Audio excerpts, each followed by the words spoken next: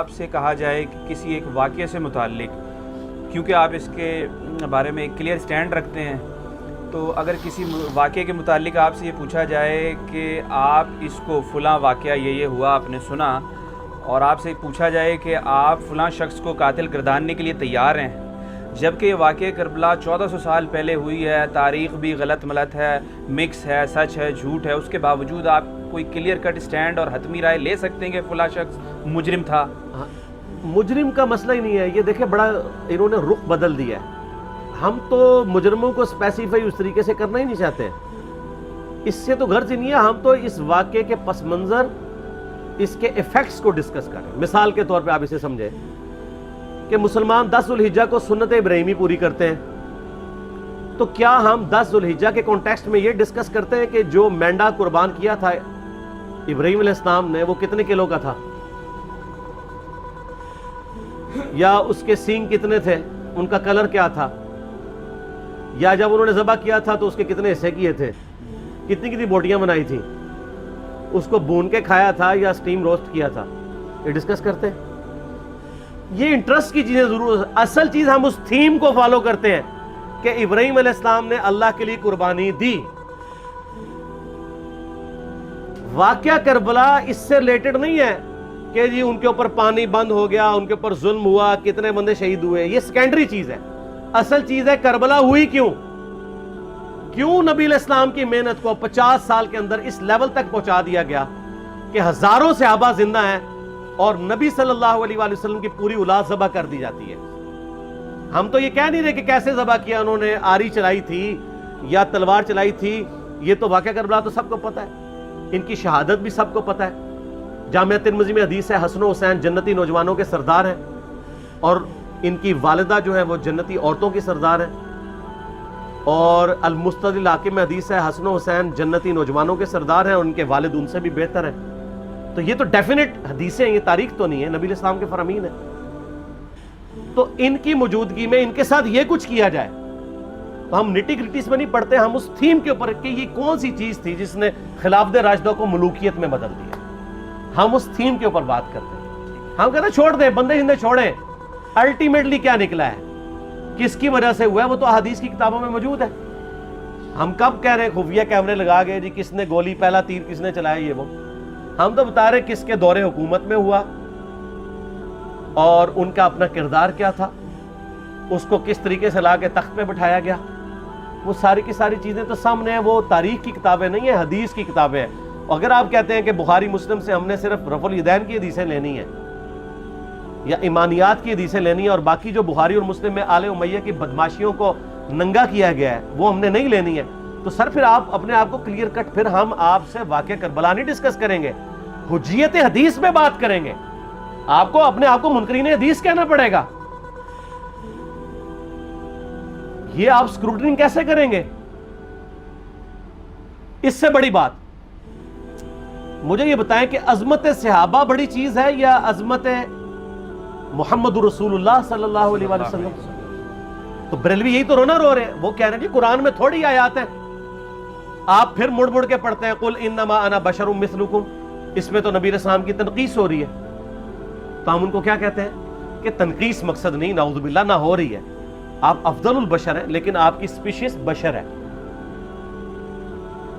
یہ ہم اپنا عقیدہ سمجھتے ہیں، وہ اس کو تنقیص شمار کرتے ہیں. تو پھر اس وقت آپ بھی بریلویوں کی بات مان کے تو یہ آیات پڑھنا چھوڑ دیا کریں. آپ کہتے ہیں نہیں آیات ہے کیوں نہ بیان کریں، تو ہم بھی کہتے ہیں احادیث ہے کیوں نہ بیان کریں. کہ صحیح بخاری میں حدیث ہے 2812 عمار کو ایک باغی جماعت قتل کرے گی، وہ جماعت دوزخ کی طرف بلا رہی ہوگی اور عمار ان کو اللہ اور جنت کی طرف بلا رہا ہوگا. اب اس کے نرغے میں جو آتا ہے وہ آئے، میں اپنے نبی سے ٹکر لے لوں آپ لوگوں کے منہ کا خیال رکھتے ہوئے کہ میں نبی علیہ السلام کو کہوں کہ آپ نے کیوں ایسی بات کر دی کہ مولا علی کے مخالفین کو آپ نے دوزخ کی طرف بلانے والی جماعت کہہ دیا. تو لیں آپ ٹکر، جائیں سیدھا دوزخ میں. اور تھوڑی جرت کریں، آپ یہ کہا کریں کہ اے اللہ، اپنے لیے کہا کریں کہ اللہ تعالیٰ آپ کا حشر یزید اور یزید کے آباء و اجداد کے ساتھ کرے اور اس کی اولاد کے ساتھ. ہم کہتے ہیں کہ اللہ تعالیٰ ہمارا حشر جو ہے وہ مولا حسن حسین، مولا علی علیہ السلام اجمعین اور اہل بیت کے ساتھ کرے. آمین. اور آپ میں تو اتنی جرت نہیں آپ یہ بات بھی کر سکیں, کیونکہ ان کو پتہ ہے. تو نبی علیہ السلام کی احادیث کو بیان کرنے کو یہ سمجھتے ہیں کہ جی اس سے مصیبت کھڑی ہو جائے گی, تو اپنے آپ کو منکرین حدیث ڈکلیئر کریں. پھر حجیت حدیث کا مقدمہ ڈسکس ہوگا, پھر کربلا نہیں ڈسکس ہوگی. اور یہ ٹی وی پہ بھی آ کے مولوی بیٹھے ہوتے ہیں, سنیوں کے بھی شیعوں کے بھی, مڑ مڑ کے جی وہ یزید نے یہ کر دیا. وہ یزید نے کیا کیا ہے یار؟ وہ تو سسٹم کا نمائندہ بن کے آیا جو پیچھے سے خراب تھا. یزید کو لے کے بیٹھے ہیں, یزید یزید یزید یزید. بھائی پیچھے سے معاملہ خراب ہوا ہوا.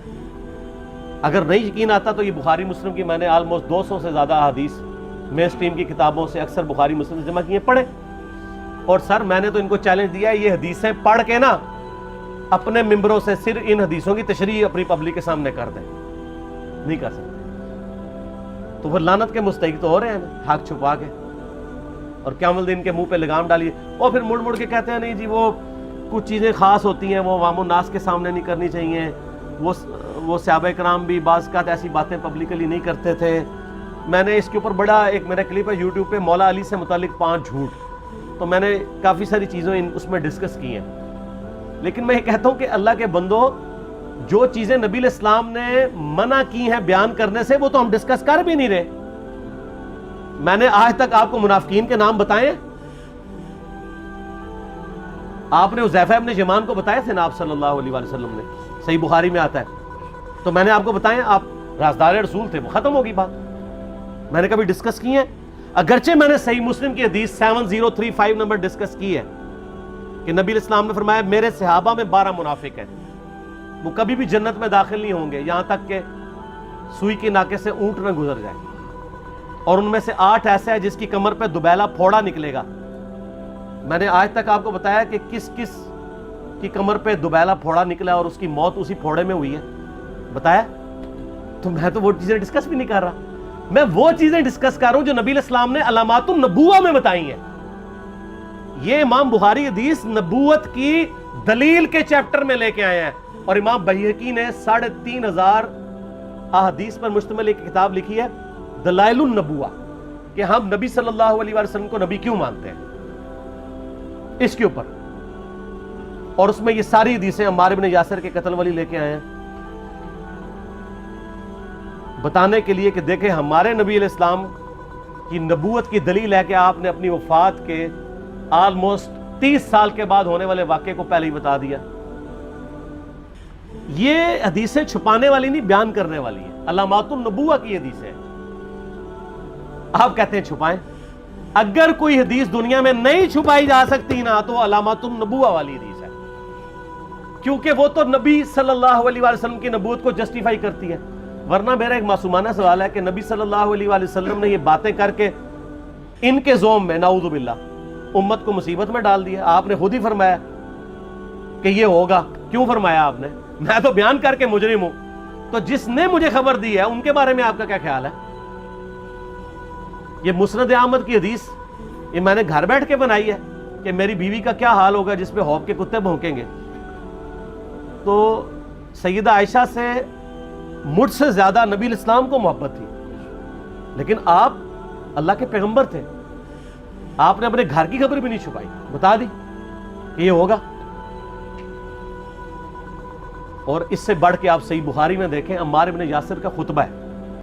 میں نے یہ سارا, پریشان نہیں ہونا, یہ ریسرچ پیپر میں سارا کچھ موجود ہے اور کوئی چیز بھی ایسی نہیں جو اس میں سکپ ہو. صحیح بخاری میں خطبہ ہے کہ عمار ابن یاسر کو مولا علی نے بھیجا کوفے میں. کوفے والے نیوٹرل ہو گئے تھے کیونکہ بصرہ سے سیدہ عائشہ آ رہی تھیں اور وہاں پہ انہوں نے کہا نہ ہم سیدہ عائشہ کا ساتھ دیں گے نہ مولا علی کا دیں گے. تو عمار ابن یاسر کو تیار کرنے کے لیے, یعنی وہاں کے جو عوام تھی اس قتال کے لیے, مولا علی نے بھیجا. تو سیدنا عمار ابن یاسر نے وہاں پہ کوفے کے ممبر پہ خطبہ دیا. بخاری کے الفاظ ہیں, اوپر والی سیڑھی پہ عمار ابن یاسر نے حسن ابن علی کو بٹھایا, حالانکہ حسن ابن علی سے 4 گنا بڑی عمر تھی عمار ابن یاسر کی, 90 پلس ہو چکے ہوئے تھے, 3-4 گنا ان کی عمر تھی, لیکن اہل بیت کا احترام کیا. خود نچلی سیڑھی پہ بیٹھے. بخاری کے الفاظ ہیں کہ اے لوگو اللہ نے تمہیں آزمایا ہے, ایک طرف دنیا اور آخرت میں تمہارے نبی کی بیوی ہیں سیدہ عائشہ, دنیا اور آخرت میں, یعنی عزت اپنی جگہ قائم. یہاں لوگ سمجھتے ہیں کسی کی غلطی آ گئی تو پتہ نہیں کیا ہو گیا, وہ یار اس کا مرتبہ اپنی جگہ ہے, غلطی اپنی جگہ ہے, پیغمبر نہیں ہے وہ. اور دوسری طرف علی ابن ابی طالب ہے. اللہ اب دیکھے گا تم عائشہ کی اطاعت کرتے ہو یا اللہ کی, علی کی نہیں اللہ کی. کیوں؟ یا ایھا الذین آمنوا اطیعوا اللہ و اطیعوا الرسول و اولی الامر منکم. ان کا اولو الامر مولا علی ہیں, ان کی اطاعت واجب ہے. یہ اللہ نے آزمایا ہے کہ اللہ کی اطاعت کرتے ہو یا عائشہ کی. اور آپ حیران ہوں گے, یہ حدیث امام بخاری حضرت عائشہ کی فضیلت والے چیپٹر میں لے کے آئے ہیں.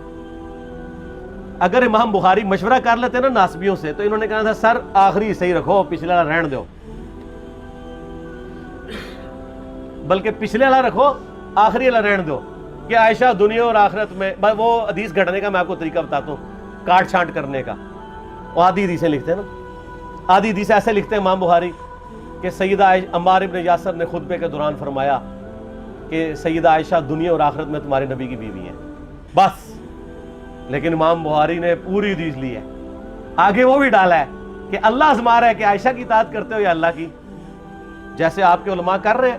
صحیح مسلم کی حدیث 6488 آدھی بیان کرتے ہیں سارے مولوی, بریلوی, دیوبندی, اہل حدیث سب. میرے صحابہ کو برا مت کہو, اگر تم میں سے کسی نے احد پہاڑ کے برابر بھی سونا خیرات کر دیا اور میرے صحابہ نے ایک مد یعنی 600 گرام خیرات کی, آدھا کلو, اس کے آدھے کو بھی نہیں پہنچ سکتا بس.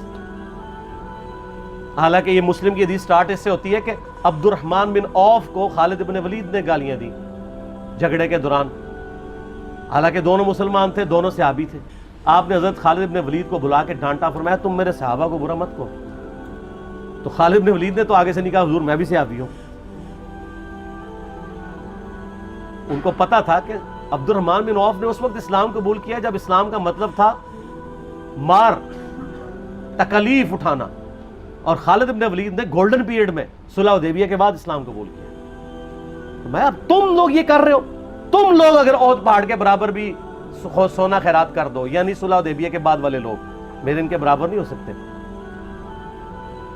اور جو فتح مکہ پہ معافی مانگ کے مسلمان ہوئے ہیں طلقاء, مؤلفۃ القلوب, آل امیہ, ان کا تو لیول ہی کچھ نہیں ہے. یہاں تو خالد بن ولید کے بارے میں یہ بات کی جا رہی ہے. اور پھر وہ مؤلفۃ القلوب اپنے زمانے میں ممبروں پہ سب و شتم کروائیں سیدنا علی پر, تو سب سے پہلے تو ان کو کہنا چاہیے جن کے بارے میں حدیث تھی کہ تم صحابہ کو گالی مت دینا. ہم نے تو خیر کبھی دی بھی نہیں ہے.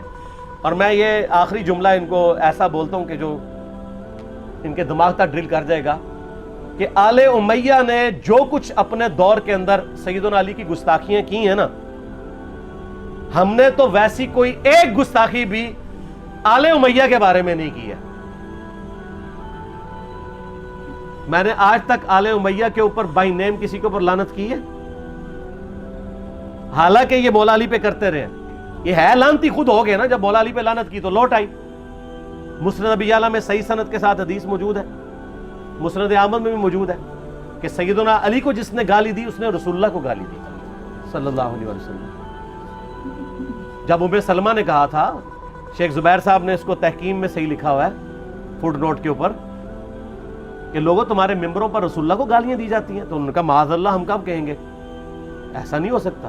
تو ام سلمہ نے کہا تم لوگ علی اور اس سے محبت کرنے والوں پہ گالی گلوچ نہیں کرتے ہو کیا؟ جبکہ میں نبی کی بیوی کہتی ہوں کہ سب سے زیادہ رسول اللہ سے محبت, سیدنا علی سے محبت نبی صلی اللہ علیہ وآلہ وسلم کرتے تھے. لہٰذا جب یہ تم کہتے ہو نا علی پر لعنت, علی سے محبت کرنے والوں پہ لعنت, تو یہ لعنت تو تم نبی علیہ السلام تک لے کے جا رہے ہو نعوذ باللہ, کیونکہ علی سے محبت کرنے والا پہلے نمبر پہ نبی صلی اللہ علیہ وآلہ وسلم ہے.